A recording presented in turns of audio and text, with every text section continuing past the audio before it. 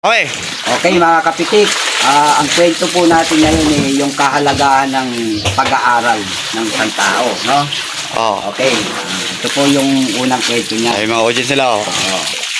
Si Don Facundo, isang mayamang tao.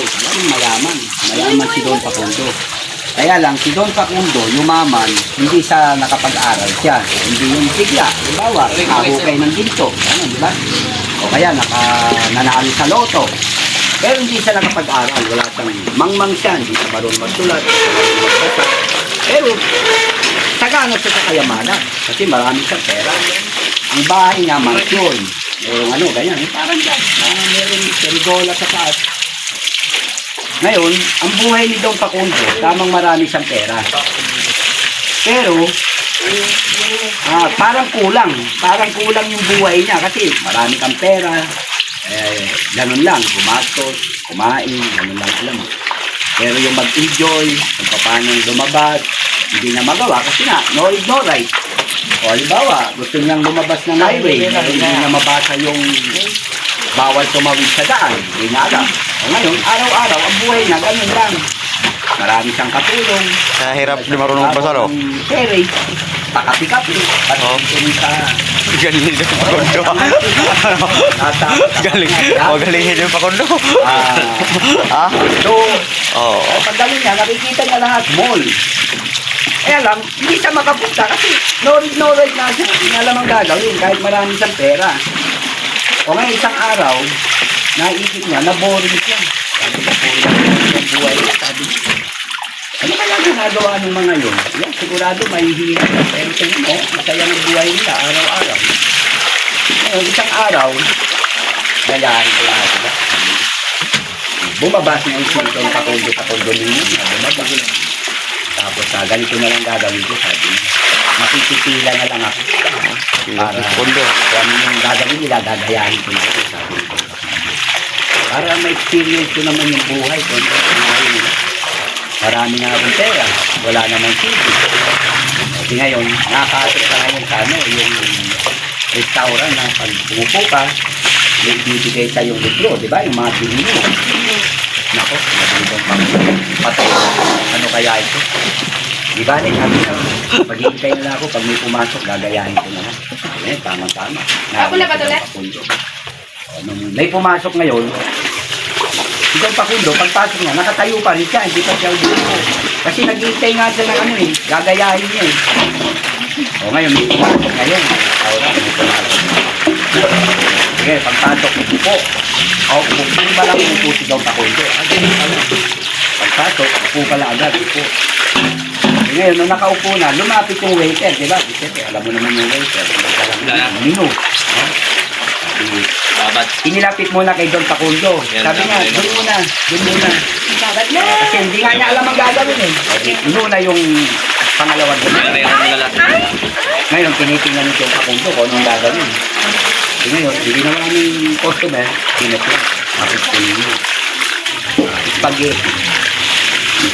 Wala na po, sir. Spaghetti. Sabi nila lang. Okay po.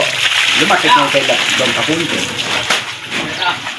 Sabi ganun lang pala. Sabi niya, bibigay sa'yo, bubuklatin mo, kung sasabihin mo lang, spaghetti. Ganun lang pala. Ngayon, lumapit sa kanya. Sinabot yung mino. Kunyari, ganun siya. Kunyari, Galing din pakondo. Kayang kopya. Sabi mo kayo, sir. Lumalis na, miyam-miyam. Ganun spaghetti.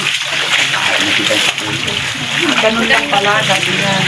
Iaabot lang sa iyo, bubuklatin mo, tapos spaghetti.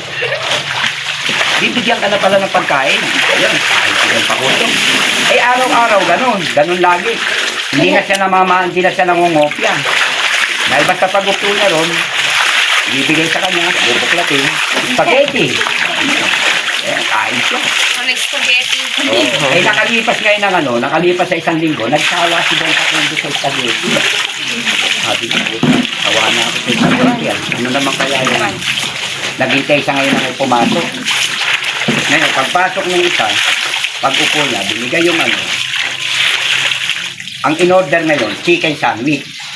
Ito, pagod to. Sabi daw.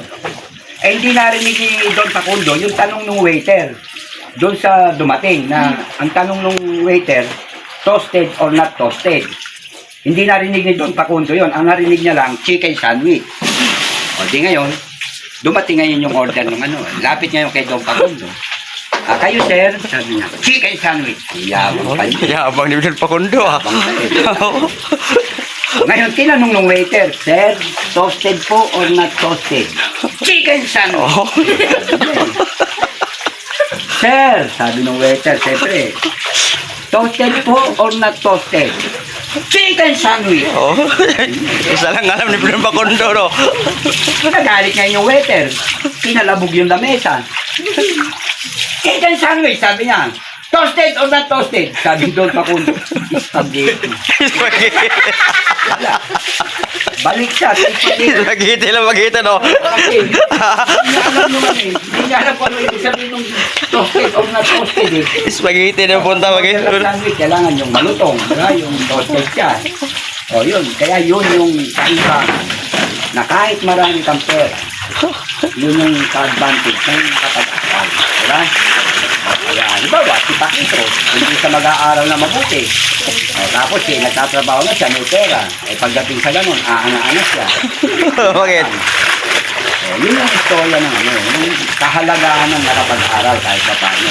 Okay. Hindi yung naging mayaman ka nga, hindi ka naman nakapag-aral, wala, mahirap. Yun yung istorya ni Don Facundo, no? Na mayaman. Okay. Okay, nakakatipid.